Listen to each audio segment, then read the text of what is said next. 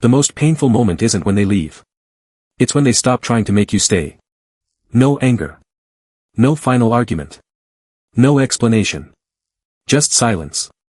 And if you ever wondered why someone who once couldn't let you go suddenly stopped reaching for you, the answer may have started long before you noticed they were leaving. At first, they chase. Not desperately. Hopefully. They notice the distance before you admit there's distance. They feel the change in your energy. They notice the replies getting shorter. The conversations getting colder. And they try to pull you back. One more conversation. One more explanation. One more chance. Because when you genuinely love someone, your first instinct isn't always to leave.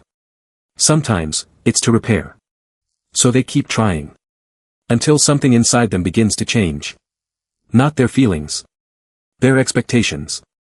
And that distinction is everything. At some point, they stop asking, "Why are you acting differently?" And start asking, "Why am I still accepting this?" That is the moment the relationship begins to change from the inside. Because now, they're no longer measuring how much they love you. They're measuring how much of themselves they're losing trying to keep you. And once a person starts asking that question, the chase rarely lasts forever. If this already feels like it could be someone you know, or maybe even you, like the video, share it, subscribe to the channel, and tell me in the comments where you're watching from. Because the next part explains why some people seem to change overnight, when they actually changed months ago. They don't leave after one disappointment. They leave after the disappointment stops surprising them. That's the difference. The first time, they explain it away. The second time, they forgive it. The third time, they lower their expectations. Eventually, something much quieter happens. They stop expecting you to become the person they kept hoping you would be. And when hope disappears, effort starts disappearing with it. That's why the final stage can look so strange. The person who once needed answers stops asking questions. The person who once couldn't sleep without fixing the problem falls asleep. The person who used to stare at their phone stops checking it. You think they became cold. But sometimes, they simply became finished. And here's what makes this even more complicated. They may still love you. They may still miss you. They may still remember your voice, your laugh, the places you went together, the version of themselves they were around you. But they don't come back. Why? Because missing someone doesn't mean you should return to them. You can miss a person and still know that the relationship is no longer safe for your peace.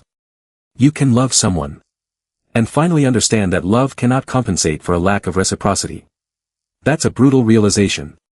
Because the heart asks, do I still love them? But maturity asks a different question. Does loving them still make sense for the life I'm trying to build? And this is where some people make a mistake. They think walking away means becoming emotionless. So they build walls. They stop trusting. They stop opening up.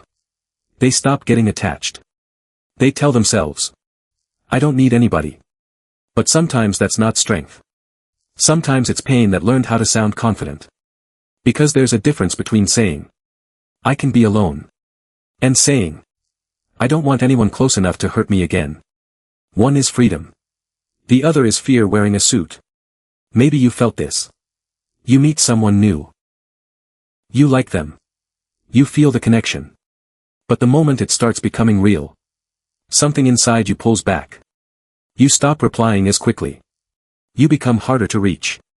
You tell yourself you're protecting your peace. Maybe you are. But maybe you're also protecting an old wound from ever being touched again. And that's the part people rarely recognize.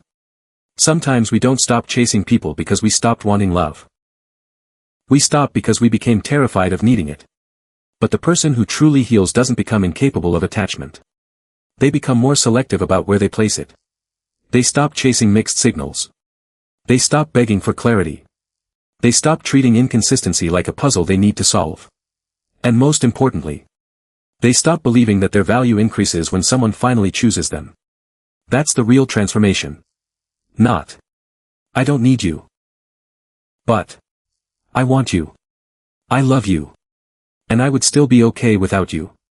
That's when love stops being a survival strategy and becomes a choice.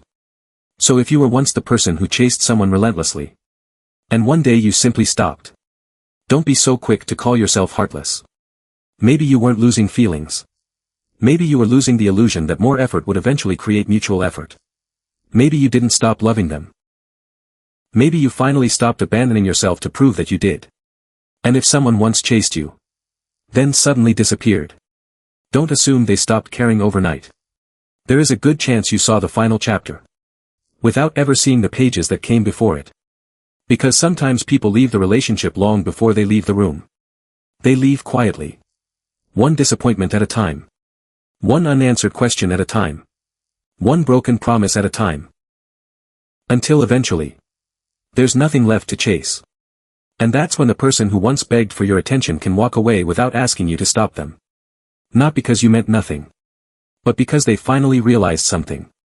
Being loved shouldn't require you to repeatedly convince someone to love you. And maybe that's the real psychology behind letting go. You don't always stop chasing because your heart stopped caring. Sometimes you stop chasing because your self-respect finally became louder than your hope. If this story reminded you of someone, like the video, share it, subscribe, and tell me in the comments where you're watching from.